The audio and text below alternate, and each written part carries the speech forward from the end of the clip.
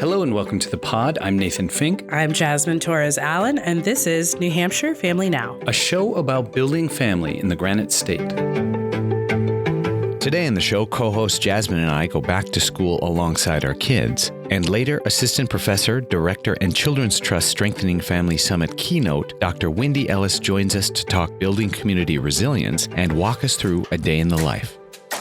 New Hampshire Family Now is brought to you by the New Hampshire Charitable Foundation. Since 1962, the Charitable Foundation has worked hand in hand with generous and visionary citizens to maximize the power of giving and support, collaborate, and lead innovative initiatives. Initiatives like New Hampshire Tomorrow, which is focused on making sure children and families have access to education, healthcare, and career pathways to ensure every family member thrives. To learn more about New Hampshire Charitable Foundation and all their initiatives, go to www.nhcf.org. This podcast was also brought to you by Family Support New Hampshire. Family Support New Hampshire is NH's coalition of family resource centers and family strengthening programs that exist to ensure Granite State families have access to resources so both caregivers and children can succeed, because supported families are strong families. To find a family resource center near you, visit www.fsnh.org. I put baby in a corner over there. Well, hello and welcome to the podcast. I'm super excited to have you back, Jasmine. Yes. It's September. How's your back to school mojo going? It's been interesting because I think in the last one I talked about, getting ready for school, right? Having that half hour a day to kind of talk about like, what are we doing back to school? Maybe we're reading, maybe we're practicing our math right before school. And then school started and then it just happened. And oh man, my kids have been just like falling apart after a day. And I think it's just adjusting to routine. You know what I mean? Like getting up early again, going to school. There's a routine to follow now. And then by the time they get home, they're like, oh my God, They won't say that they're tired and they won't say that they're exhausted, but they will sit, their big emotions will come out. And then you're like, ooh, what's going on here? Right. It's wild because I'm so glad you released that pre-schooling preparation because we started getting into it. Yeah. We all of a sudden picked up reading, starting to write, starting to notice numbers more, just to get in the mindset. We also started talking about, how are you feeling about it? Are you feeling many things? Give me those space. Are you feeling nervous? Right. That was the first, my daughter and I practiced the word nervous because sometimes you use these emotional words and they don't exactly know what those mean. And so we talked about what nervous means. Yeah. Like, do you get butterflies in your tummy? Do you, get like maybe a headache because you're a little overwhelmed? Right. And so we talked about all the ways we could potentially be nervous from something. And even then, the first day, she was just kind of like, I'm a little nervous now. But she was using it in the right context, which tells me, okay, we're tapping into those bigger emotions and we're putting names to those big emotions. In all of that, too, I think what's interesting is, so we do the work, the pre-work to get them in a better mindset while, to my mind, acknowledging that there really is no preparation.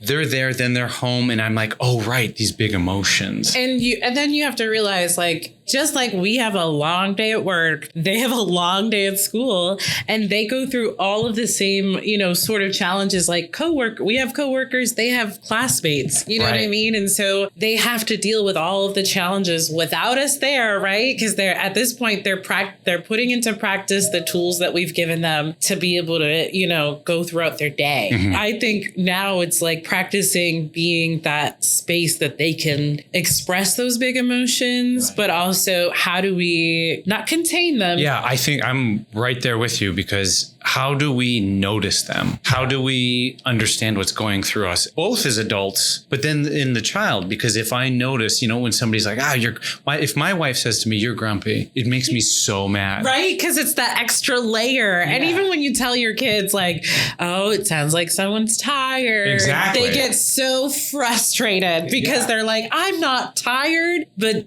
that's when I take a step back and I'm like, okay, have I practiced what I've preached in the sense of when I'm tired, do I express it and say it out loud, or do I use my big emotions on everybody else around me? And, so it makes me usually take a step back and say, okay, have I practiced what it looks like to be a tired individual and expressing that in a healthy way? To me, this is all about creating spaces, right? Because my wife, she found a wonderful, everything we know now is from Instagram, which is so sad. But it's crazy. There was this person who talked about, look, my kids need a full meal when they come home, and they need that meal to be put in a comfortable spot, and they need an hour. It's amazing. Really? So, and we're talking little lunch bags with their names on it. And again, 100% credit to my wife for doing this. In about 30 to 45 minutes, they emerge just decompressed. That's exactly what I was starting to figure out myself. I was like, if I have a routine at home that allows her to decompress, I'm teaching her that she can take a break in her day. And when they become adults, they'll learn to recognize, oh man, I am tired, and they'll know how to decompress themselves. Yeah. Now, this is like a huge concept, but I'm starting to even rack this up into the culture we're creating in the home. Later on the show, Dr. Wendy Ellis, who's assistant professor in global health and a director of the Center for Building Community Resilience at George Washington University. And by the way, I just have to say, to have a title like that, I'm like, whoa. And mine is just Nathan Fink, and then somebody audibly sighs in the background. She talks a lot about, building communities in that kind of larger global sense, or that macro sense. And as I was talking to her, like anybody I talk to, I keep thinking, yes, it's such a huge concept, but then shrinking it to the micro and saying, what is the culture of the community we're building at home? Because it does start there. It starts there. This is why it's so wildly important, is because you're right. Culture starts at home. And if we can get that culture rolling in the right direction, and a culture, like you said, that's safe, non-judgmental, and allows space for growth. Great, because then you want your kids to be able to talk to you about how they feel. It doesn't happen overnight. It happens when you start establishing those spaces for them to be able to express those emotions, decompress. It starts there. And like you said, it's that community building. It starts in your home. So if you're practicing that with your kids, they're going to practice those similar habits with other people, and allowing them to have spaces where they can express their emotions too. Right. Thank you so much, Jasmine, for coming back to the show. It's always a pleasure to see you. Always happy to be here, Nathan. And when we come back, I welcome Dr. Wendy Ellis. Don't go anywhere.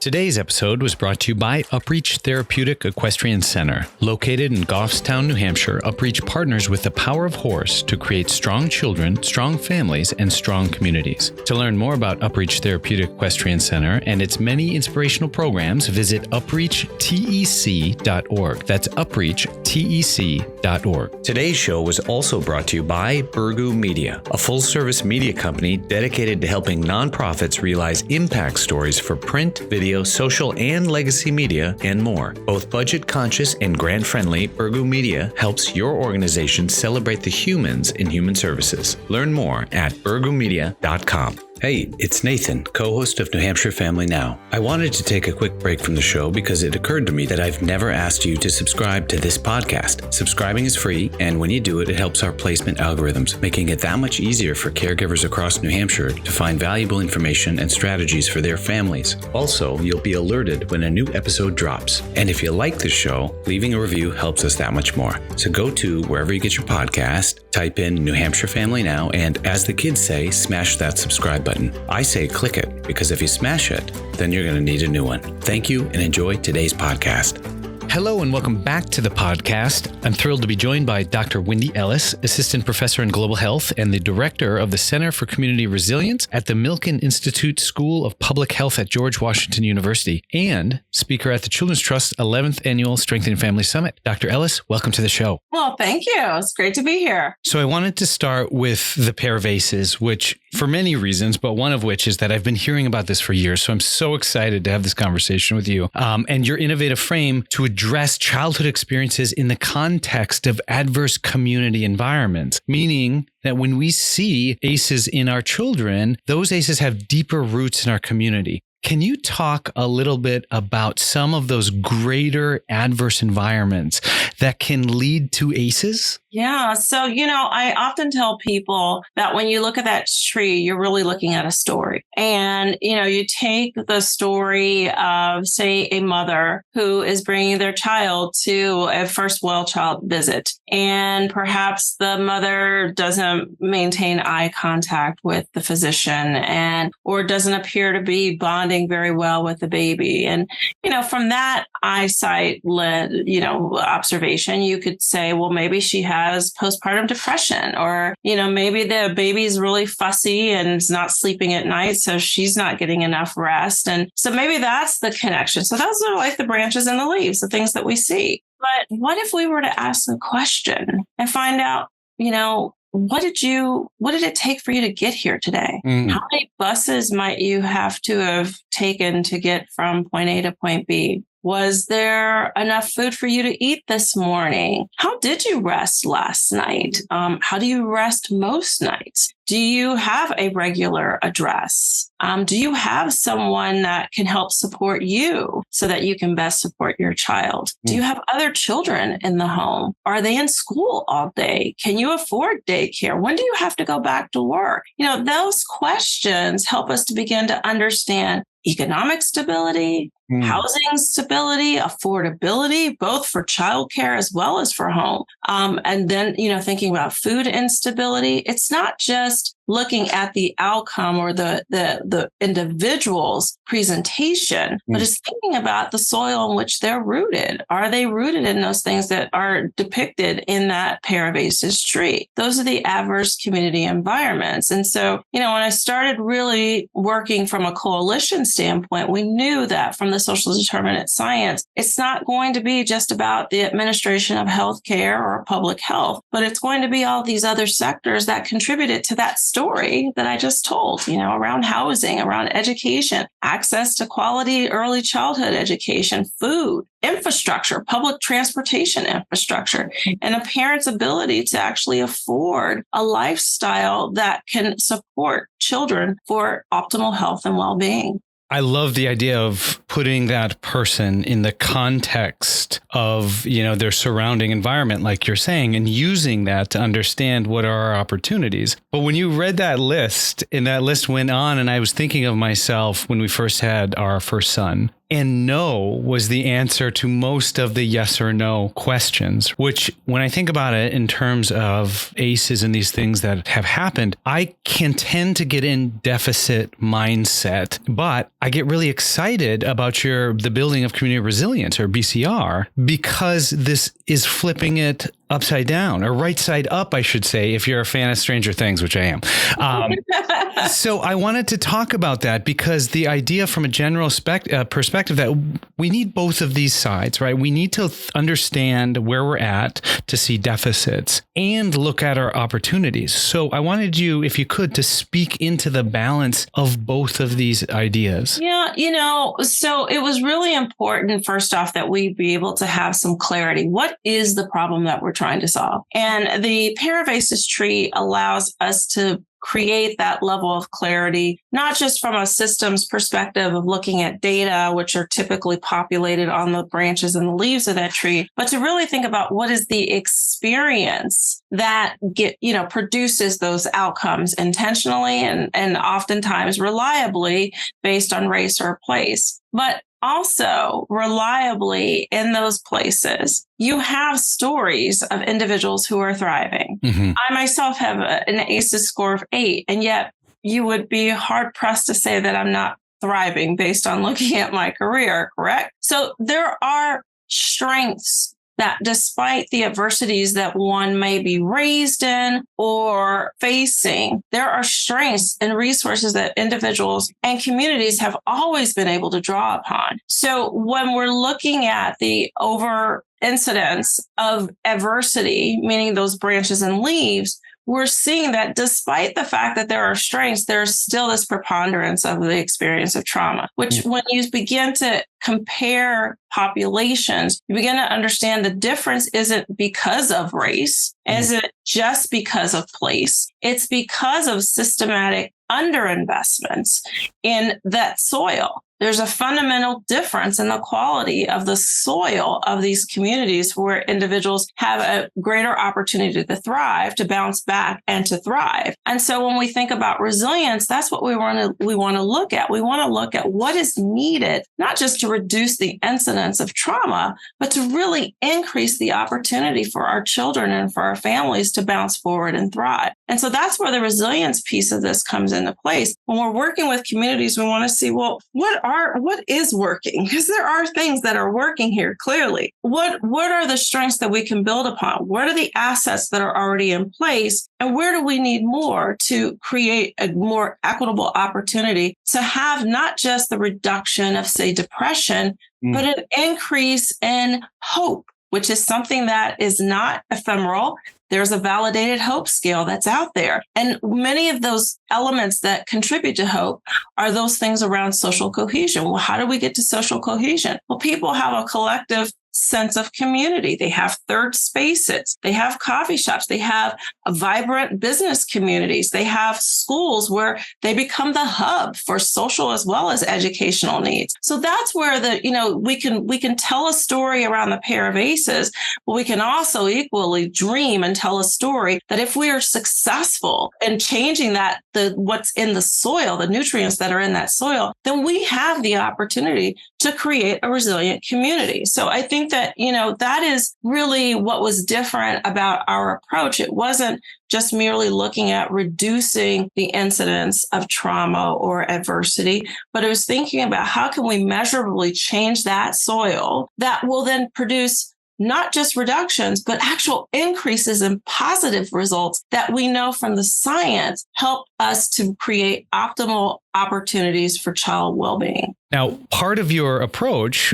building community resilience, you've got 4 quadrants, right? You're talking about shared understanding, a state of readiness, cross-sector partners and partnership, and an engaged community. Can you kind of talk us into how these quadrants lean into each other to create these environments where resilience can be fostered? Yeah. So, you read that in as if to suggest a stepwise fashion. And as I often tell people, it really isn't that. If you look closely at the process, you'll see there are these 2 arrows that kind of hint at this idea that this is a continuous process. So the pair of aces tree has been, we developed it really as a communication tool and a coalition building tool. Let's get clear. What's the problem that we're trying to solve? The 10 aces were used as just a storytelling device. Like, this is an example, but every community is going to define what is on their branches and their leaves differently. And some of those classic aces will not be the ones that will populate those branches and the leaves. And that's important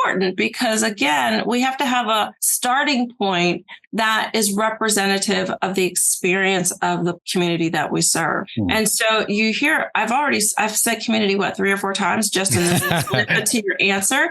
So you can clearly see what is probably the most essential ingredient out of those 4 elements there is you can't get to a shared understanding if you don't have community at the table. But you can't do much with a shared understanding if you also don't have cross-sector partners that equally understand what's the problem that we're trying to solve. From understanding that fundamental, question and identifying what is it that we're going to tackle, that's when you can get to the assessment piece. Like, okay, well, let's understand what are the resources that we already have in place? What are the supports that perhaps maybe just need to be reallocated? It's not always about spending more money. It's about stepping back and just looking at the picture here. If you have, say, 13% of truancy rate in one part of the city versus a 2% truancy rate, but you have equal numbers of supports to prevent truancy, perhaps there needs to be a reallocation there. And where we have a higher truancy rate is where they should have more of the services to prevent such. If you have a school district where you have 25 students that are per classroom and you only have 20 books for that class for either one of those classrooms, but you've got another school district that has 16 students and 25 textbooks, one would look and say, well, perhaps we should shift more of the textbooks to one place, or here's an idea, maybe we should try to equal out how we're using the physical resources here. Is there a much more equitable way to use the physical resources that we've already invested in. And when we're thinking about that, it's not just merely moving students from place to place. It's also thinking about criticality with regard to relationships. Like teacher ratios are real. There's a reason why we have ratios, right? So if you have a 16-to-1 ratio versus a 25-to-1 ratio, one can already begin to understand what is going to be the difference in the quality of the education, the quality of time that a student is going to have with a teacher. So it's those types of really assessing, are we making the best use of the resources that we already have at play?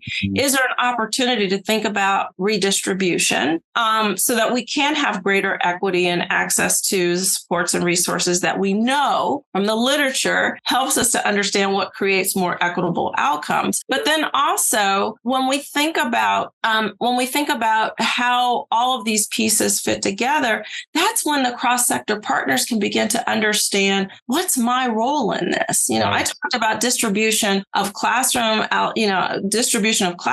resources. We could easily be talking about bus routes. We could be talking about, the newest grocery store that's going to go in. Do we really need another grocery store where we already have 8 within a mile area instead of like where we have a food desert and we only have mom and pop stores? So these are the types of opportunities when you have these cross-sector partners that includes business and economic development, that we can really begin to critically assess how we're providing resources, not just around access to healthcare and behavioral healthcare, but all of those supports and buffers that support health and well-being.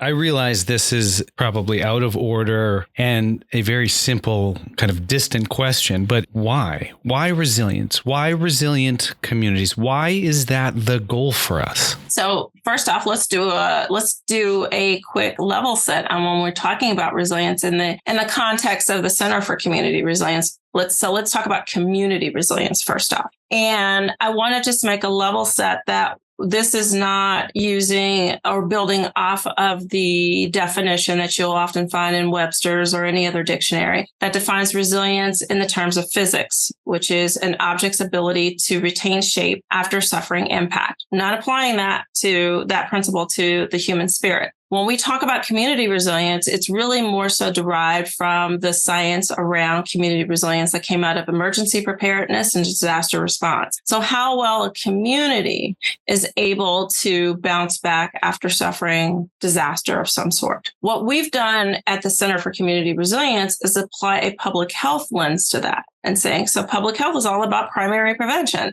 So if we already can pre-identify what are some of those key elements that we know help a community bounce back after disaster? From a public health perspective, we also know that those things can have a dual purpose.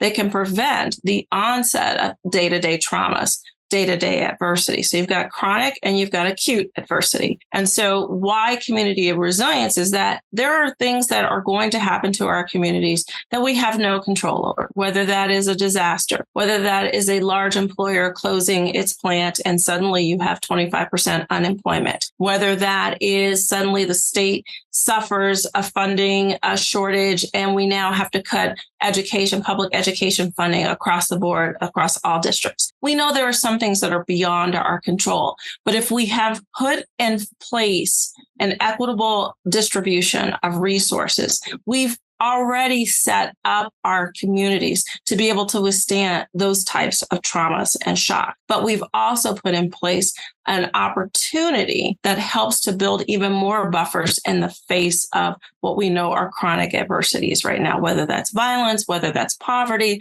whether that is chronic disease or what have you. So that's why it's community resilience, because it's looking at, from a public health perspective, what would be the best types of investments that we can make that actually begin to nip at the experience of chronic adversity, while also being realistic that there are other things that are going to happen that we also need to have these resources in place. So if we can we look at community resilience per that definition? And if you were to see it in action, what would you be seeing? So you want me to tell you a story? Let's go take a walk. So first off, we have an alarm that goes off, right? And when that alarm goes off, we have to wake up our children before they get ready for school. And we need to make sure that they have nutritious breakfast. Oh, you know what? I have to be at a 7:30 meeting. I'm not going to have time to drop the kids off. But you know what? Down the street, if I walk you to our neighbors, you all can walk to school together. And I know that you'll get to school safely. And I don't have to worry about what's happening in the environment because you guys can actually walk to school together by yourselves because our neighbors, we all know each other. And we all know we have some sense of collective identity for the children that live in our community. Well, as we're walking to school, we see that we can hear the birds chirping. We have clean sidewalks, well taken care of sidewalks. When we get to our school, there are adults there that have time to actually stand outside of the schools and welcome us. And you know what? Last night, I didn't sleep so well. I had a really bad dream. And I want to talk to a school nurse just because I'm feeling a little nervous. And maybe it has to do with the math test that I have to take. Can I take a couple minutes to go talk to the school nurse just to have a check-in and maybe I can do some breathing exercises and then I'll get to my classroom. Meanwhile, me, the parent, I have been able to get to my 7:30 meeting. I'm not worried about did my kids get to school? I'm not worried about whether or not they're safe because they are safe. I know that my neighborhood is cohesive, that if something is to happen at my house, someone's going to call me. When I'm at work, if I get a call from the school nurse that says, I'm a little concerned about Brenda. She came in a little nervous this morning. Is it possible you might be able to be here a little bit early, perhaps, and we can all sit down and we can talk about her dream that she had and deal with a little bit around her anxiety. And I can give you some tips to work on that as well. I have an employer who understands that as a working parent, I may need to take from time to time some time off to go and attend to my child. So there's flexible policies there for parents to be able to juggle real family life. When we get home that night, we just say, hey, after dinner, let's go take a walk. Let's go play in the park. Let's walk the dog. Let's talk to our neighbors. When we stop at the neighborhood ice cream store, we're hearing conversations about, hey, there's going to be a party at a block party at the park this Saturday. What are you guys going to bring? No one's worried about danger from violence or what have you, but it's just a cohesive community. So what have I just talked about here? I've talked about supports and education. I've talked about economic security. We've assumed that from the sound of that story, it's a pretty safe neighborhood. It's also a safe household that they're in. There's a reduction of stressors, both for the child, because they have access to someone who can help them work through what is probably a normal anxiety. Kid had a bad dream, but also has a test coming up. A little anxious about that, but there's someone that they can talk to and they can connect with their parents as well. The parent's not worried about, did my kid eat? Did my kid get to school? Is my kid well taken care of? And they're not anxious also about the fact that I need to take some time to go see my child and attend to their emotional needs because the school called. They're able to do that. And at the end of the day, they're spending quality time together in a safe environment. This day, the weather was great. So they were outside, which means that the public infrastructure is there. The sidewalks are safe. There's lights. There's safety, there's public safety. So that's what community resilience looks like. Now, if there were a disaster that were to strike that community, they have something to come back to. And that's really important too when we think about, and we learn this from the science of emergency preparedness. When you look at some areas of New Orleans that have never bounced back from a hurricane that hit over 15 years ago, what did they have to come back to? No economic opportunities, lower education opportunities because of the schools that were not invested in. When you think about the public infrastructure there was nothing to come back to. That's what a community without resilience looks like versus the story that I just told. Dr. Ellis, will you run for office, please? I think they would run me out of things. I'm just programmed to tell the truth. And, unfortunately, in the political environment that we're in, that's not exactly what makes you popular. Dr. Ellis, it has been an absolute pleasure talking to you. Thank you so much for taking the time, and thank you for keynoting our 11th annual Strengthening Family Summit. Yes, well, thank you so much. Many thanks to the Samuel P. Hunt Foundation for sponsoring this podcast. Established in 1951, Samuel P. P. Hunt Foundation is a Manchester-based, independent nonprofit that provides grants primarily for the arts, children and youth services, faith-based organizations, educational institutions, healthcare, and human services. This podcast was brought to you by Nixon Peabody, who delivers exceptional legal services for clients in the community by combining high performance, an entrepreneurial spirit, deep engagement, and an unwavering commitment to a culture of collaboration, diversity, and humanity. Nixon Peabody works with universities, hospitals, and nonprofits of every size to maximize impact. For more information, visit nixonpeabody.com. Today's show was also brought to you by Merrimack County Savings Bank, who proudly supports the mission and efforts of New Hampshire Children's Trust. Founded in 1867, Merrimack has served people, businesses, nonprofits, and municipalities in central and southern New Hampshire for over 155 years by treating everyone with care, respect, and compassion. Visit your local offices in Bow, Concord, Kentucky, Hooksett, and Nashua, or go to www.themerrimack.com. New Hampshire Family Now is listed on Apple Podcasts, Spotify, Google Podcasts, Amazon Music, Stitcher, iHeartRadio, and more. Listen wherever you get your podcasts or ask your smart speaker to play New Hampshire Family Now.